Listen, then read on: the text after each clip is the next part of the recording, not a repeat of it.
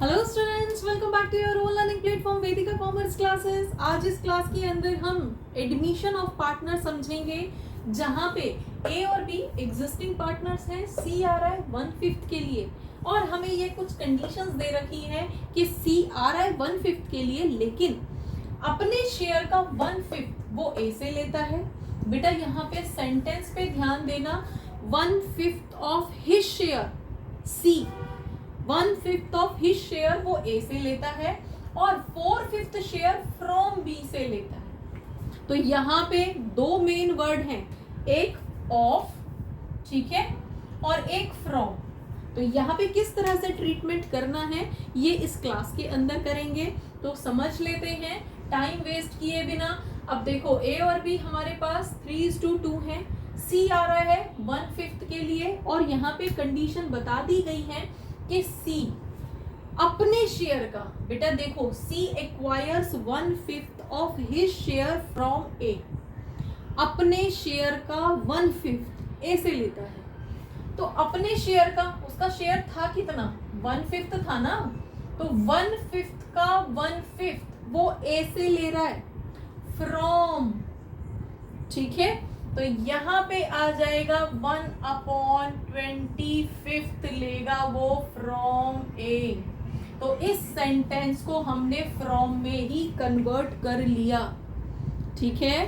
तो 1/25 वो लेगा ए से और 4/5 फ्रॉम बी, मतलब कि अपने शेयर का 4/5 वो ले रहा है किससे, बी से।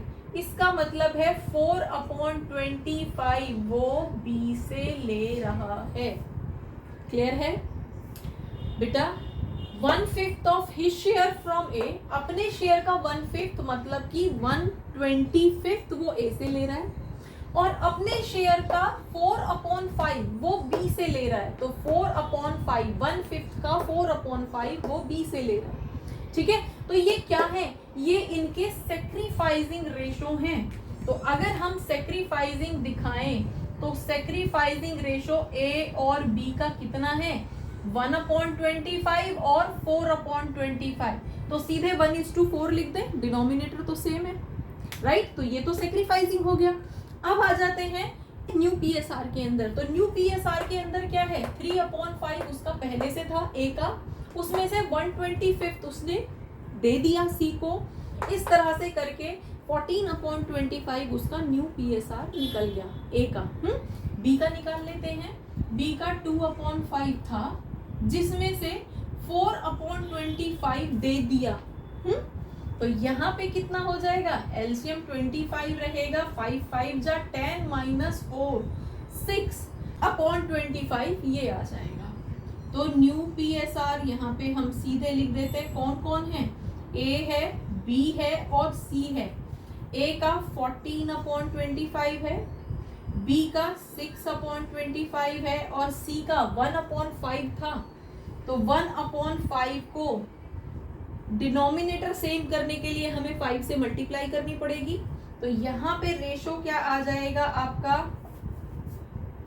14:6:5। ये हमारा न्यू पीएसआर होगा तीनों पार्टनर्स का, ठीक है। और सेक्रीफाइस तो ये था।